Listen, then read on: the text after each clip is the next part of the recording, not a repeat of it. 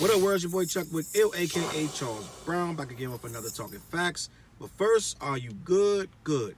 All right, man. Make sure you hit that like button. Make sure you subscribe. Make sure you get the notifications. Your boy Melle Mel, the legendary, iconic Melle Mel. You know Melle Mel from White Lines, all that, and Grandmaster Flash and all that Furious 5 and all that good stuff like that. There, your boy Melle Mel been on Vlad TV, just losing his shit, basically saying that first he said KRS is lying, that he never battled KRS a day in his life, and if KRS would have battled him, he would have lost quickly. Then he said he would easily beat Eminem. He said he wouldn't have to put two thoughts into it. He beat Eminem in seconds, because his rhymes are so dope. And he knows so much more about the hip-hop game than Eminem do. And last but not least, Biggie ain't deserving of the greatest MC stature of being in the conversation of the top 5, top 10 conversation in hip-hop. Now, just a lot to unpack. I already did the video on KRS. I'm going to come back and do the Eminem video because there's so much going on. I can't even do this all in one video, man. Melle Mel says Biggie Smalls does not belong in the top 5 conversation of greatest rappers of all times. Why? Because back in Melle Mel's day, according to Melle Mel, Biggie wouldn't have last 2 seconds on the mic talking about who he was going to kill and how tough he is and who he's going to shoot, because the real gangsters was in there. And they was the ones calling the shots. And if you go on that mic talking about who you're going to kill, right, and who you're going to do this, that, and the third to, the real gangsters going to show you what's really up, right? They're going to not have that. They got the guns, they got the knives, they got the this, that, and the third. He wouldn't have been able to touch the mic and say that because the real gangsters in there making you shout out the neighborhoods, and they got the guns to your back, quote, making you shout them out on the mic. They wouldn't have took too kindly to you talking about who you're gonna kill. And it makes perfect sense. And it's all legit, and I get it, Mel, and I understand what you're saying, right? Now I may not be as old as Mel, but I'm pretty well versed in hip hop as well. And Mel was in the creation of it, right? He's from the beginning of it when it all started, when they started making up all the rhymes and who made up this and that and who battled who, and ball, diggy, ball, the dang, a dang, diggy, diggy, the busy, busy, busy bee, all that stuff. And cowboy and all that good stuff like that there. I don't know all that stuff, but I tell you what, I do know the message. I do know, my hip-hop knowledge ain't that far-fetched from what Mel gonna tell you. You know what I'm saying? Mel was there. He was in the city. He was in the clubs, and he did all the, you know, the up close and personal. I was a little kid. Mel was already out there doing his thing. I give him that, right? I give you that, Mel. You older, and you a veteran in this game. But what I want to say about this situation is, I'm a human just like you, and I know human ways. And humans back then, right, with rapping, they developed a certain type of style, and they developed how hip-hop was going to be, but it ain't stay like that forever, bro. It didn't stay like that forever. Now, if you're going to start saying who disqualified from greatest of all time because this reason, that reason, and they all rooted in 84 and 82 and 90, I mean, his whole reasoning be based, really sound like his reasoning is based between 78 and 81 of how things was carried. 78 and 81, 82, that 4-year window of how, that's how you're going to rate the greatest MCs of all time. And that is insanity, bruh.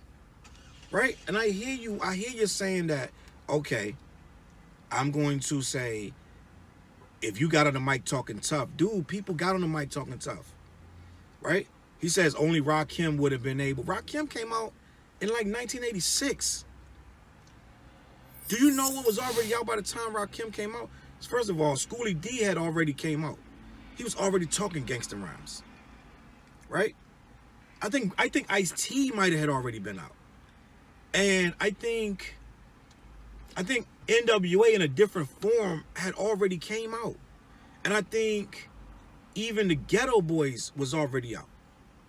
And granted, though they're not the ghetto boys, not the Bushwick Bill and Willie D and Scarface Ghetto Boys. It was another Ghetto Boys before they broke up that was out. And then Bushwick, and they reformed it, Rap A Lot Records. Boom. So they was already talking hardcore, I'm going to do this and I'm going to do that, right? And I'm not saying that they MCs or they not MCs, but what I am saying is, his reasoning is, if you would have got on that mic up in Latin Quarters talking about who you're going to kill, first of all, everybody in there, to a degree, got to be able to defend themselves, no matter what they said on that mic. So you're trying to say, whatever you said on the mic had to be this or that, or you was going to get jumped on. I'm sure walking in there, you could get jumped on, bro. You understand what I'm saying? Like, I hear the stories of Nas and Jay-Z and all these people talking about when they went in there, they had to be posseed up. They had to have weapons, Mob Deep and all, had to have weapons. They had to be very ready to get busy. So I don't think it's a thing where certain people went in and they were scared to say this and that. I don't believe you. Let me just say that. I don't believe that. I believe that dudes was rapping the way they was rapping because that's what the formula was at the time.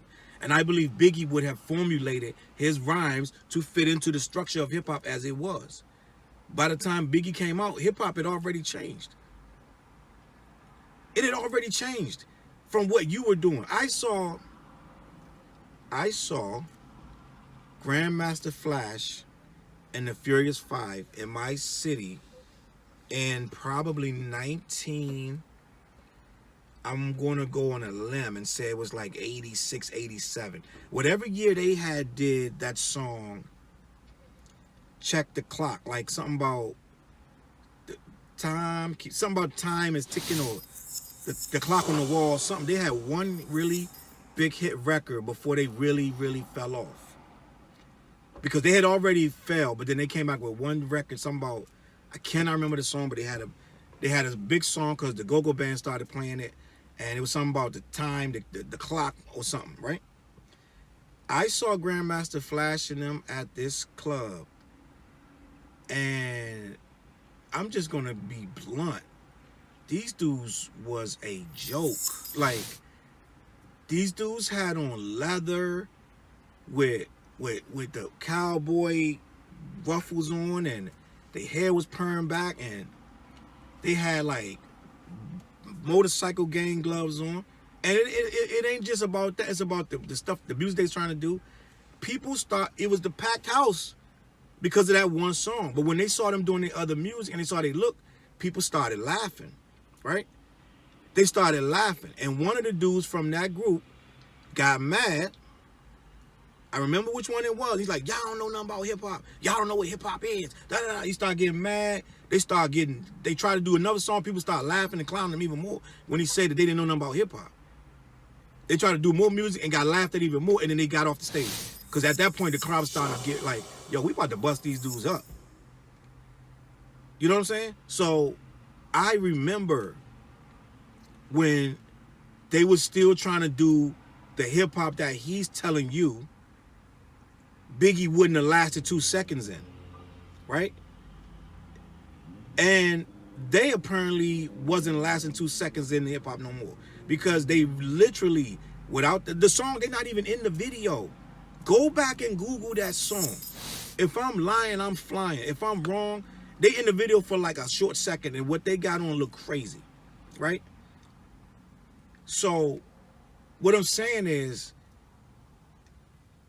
Melle Mel gets all the respect in the world. That's just a fact. All the respect in the world.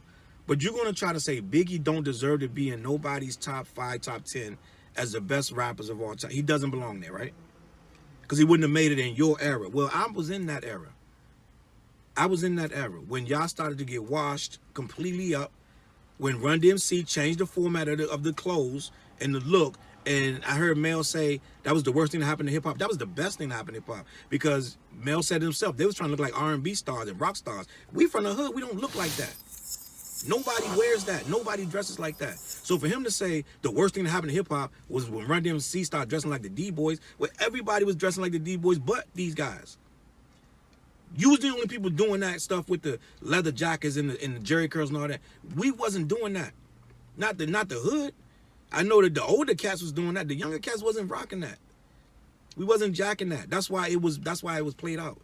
That's why Tribe Called Quest, LL Cool J, all these people took it over and ran with it. Because y'all was trying to be, like you said, something else. Hip-hop from the hood. Why are you trying to be an R&B singer? Why are you trying to look like a rock star? We from the hood. That's why it played out. That's why your whole look and your whole style played out. That's why. And it's not disrespectful. It's just a fact. This is nothing but facts right now. So you're going to say Biggie wouldn't have lasted a second because he would have gotten that mic and talk about who he going to kill and the real killers with. Well, I'm sure he had killers with him too, bro. You understand? So what I'm saying is the terminology sound real good to somebody who don't get it. You know what I'm saying? And I get what you're trying to say, that, yeah, it was a lot of tough talk, guys, a lot of tough answers. But at the end of the day, back then, it was all tough talk and it was all answers. So if somebody would have got him on that mic, anybody could have got beat up. You're saying, well, he would have said who he's going to kill and who's going to do a lot of this and that. He said it when it was worse. Right? When crack era hit and crack was at an all-time high, Biggie and them was rapping about that. Right? They was rapping about that. They was coming up in that. They was on them same streets that you saying he couldn't walk on. Or whatever you saying. So what I'm saying is, it doesn't make any sense technically to say, oh, if he was rapping about that gangster stuff, he wouldn't have lasted 5 minutes. I'm sure somebody in there was talking tough on the mic. I'm sure. I'm sure if I go through and comb through them tapes, somebody got up on that stage and said, I'm going to beat up somebody, or I'm tough, or I'm hard, or what. I'm sure it happened, bro. I'm sure it wasn't no fist fight as soon as it happened. I'm sure everybody wasn't going, but ball, diggy, ball, da dang, a dang, diggy, diggy, do. I'm busy, busy, be. Everybody wasn't doing that. I'm sure. And I'm sure it wasn't that only the toughest guys was the one that was allowed on that mic. I'm sure that wasn't it even. I'm sure somebody said something tough up there and didn't get beat up. Or they had a team there. I'm sure at the end of the day, you couldn't even grab the mic without having a team there with you. So Biggie would have been just fine. It's my entire conversation is just about the absurdity of what you're saying, that Biggie wouldn't have been able to stand up on that mic and say what he said. It was a hierarchy. He didn't get to the hierarchy till he got there. Anybody not gonna just be able to grab the mic and start rapping. It's a hierarchy. You earn your way up on that stage. He earned his time up there. He didn't just bust out of nowhere as a commercial success. This dude was out there grinding, doing his thing on the streets. The streets love Biggie, bro. It wasn't up to you and all the old heads to decide what he gonna do. You understand? The ideology that this window of time is going to define everybody who can be greatest of all times is not official. No one believes that, and no one agrees with you, because the simple fact is you're being mad disrespectful to a whole era of MCs that made this what it was. It is a fact. Biggie will always be in the top 5. The only top 5 he won't be in is somebody that's hating. Right? That's it. And it's going to be certain people that have certain flavor that they're not rocking with Biggie. That's fine. But they're not going to be able to tell nobody else he can't be in the top 5. Just put him in yours or don't. Don't tell him he can't be in nobody's top 5. Right? But end of the day, I got respect for Melle Mel, and I'm going to be a buck. The Message was one of the greatest, if not the greatest hip-hop song in the history of music. It changed my life and everyone else who heard it. One way or another, it changed their life, right? But what you're not going to be able to do is use that legacy to start to tarnish other legacies in the thing. Because just like The Message is a big song, Juicy's a big song, just as big. And when Juicy comes on, it gets just as much love, if not more, than The Message. Or White Lines or anything else.